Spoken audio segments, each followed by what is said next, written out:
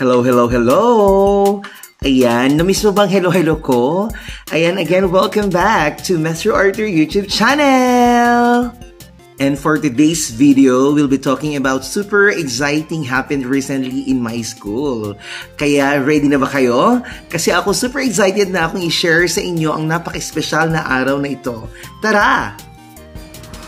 Matagumpay naming naidaos ang Career Outfit Day para sa aking edukasyong pagpapahalaga class sa Grade 9 Einstein, Grade 9 Mendel at Grade 9 Galileo. At syempre, maraming tayong mga importanteng bagay na natutunan at mahalagang naranasan sa event na ito. So bakit nga ba mahalaga ang Career Outfit Day na ito? Sa totoo lang, hindi lang ito basta pagsusuot ng formal na damit na kanilang napiling propesyon, bagkus isa itong paraan para matulungan ang ating mga mag-aaral at kabataan na mag-imagine at magplano para sa kanilang hinaharap. Kaya naman, ipinagmamalaki kong ipinarada ang aking mga mag-aaral sa buong eskwelahan ng Delfin Albano High School upang mabigay lalo ng inspirasyon sa kanilang kapwa mag-aaral. And there's more! Nagkaroon din kami ng short program at of course nakinig kami ng inspirational talk sa newly elected SSLG President na si Ayesha Malayaw at of course sa aming ulong guro ni si Sir Orlene T. Demerin.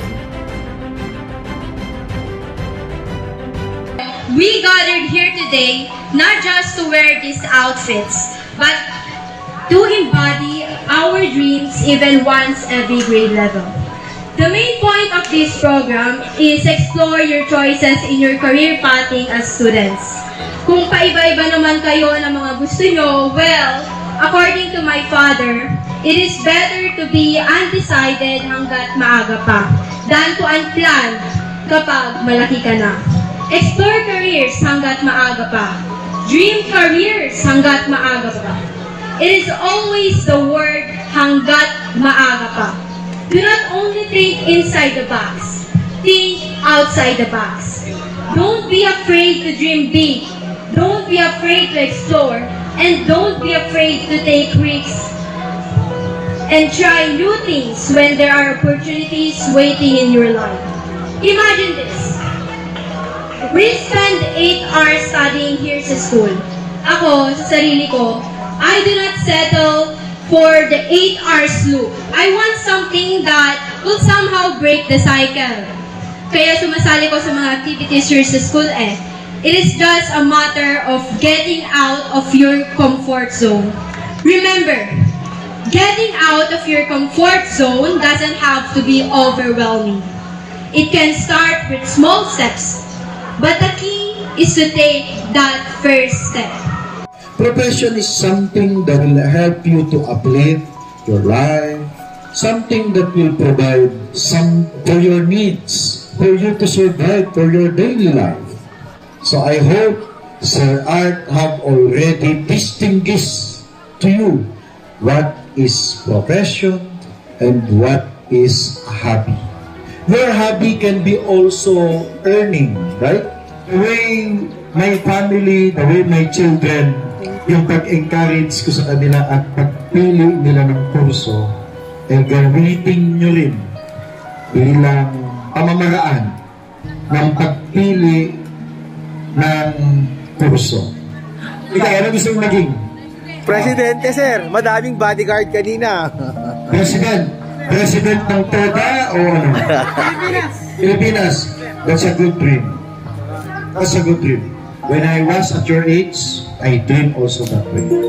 Kaya ang tawag sa akin ng mga batchmate ko, Mr. President. Ngayon, presidente na ako ng kooperatiba. Naging presidente pa rin ako. Naging presidente ako ng school namin. Naging presidente ako sa ISU. Naging presidente ako kung saan-saan. So you just continue dreaming. Your dream is just a mustard seed. And that's it. When you continuously watering that, it will grow, grow, grow, and will bear fruits. Okay?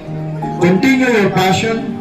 Passion, hobby is different to how you will lift up and how will you level up your family. Remember, kayo ang pag-asa ng inyong mga magulang. Ano? Sa inyo sila umaasa. Kayo ang future namin. Kaya ang tawag ko sa anak ko, yung mga generation nyo ang magiging milyonaryo. And I hope you learn something today.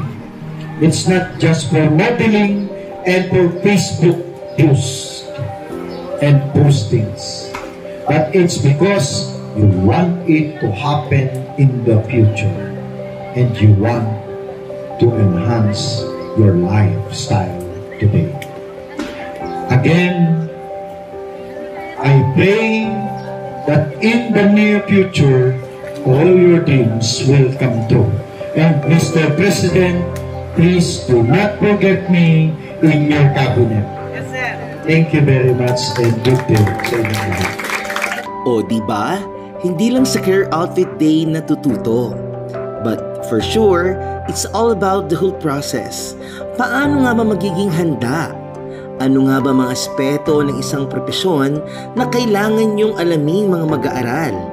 Kung ano man ang mga career path na gusto niyong tahakin sa hinaharap, ang pinakamahalaga ay magsimula kayo ng tama at magplano ng maaga. Kaya naman sa lahat ng mga manonood ko ngayon at sa lahat ng mga batang may pangarap, may ambisyon, gaya ang sabi nila, libre ang mangarap. I hope lahat kayo ay naging motivated lalo mag-aral at magsikap para sa iyong hinaharap. Dahil kahit sa simpleng hakbang lamang ay matututo kayong matulungan ang inyong pamilya, magplano para sa pangarap at lalong-lalo na para sa iyong maningning na kinabukasan. Huwag kalimutang i-like at mag-comment sa video na ito kung nagustuhan mo at huwag kalimutang mag-subscribe sa Mr. Arthur YouTube channel. Hanggang sa muli, paalam!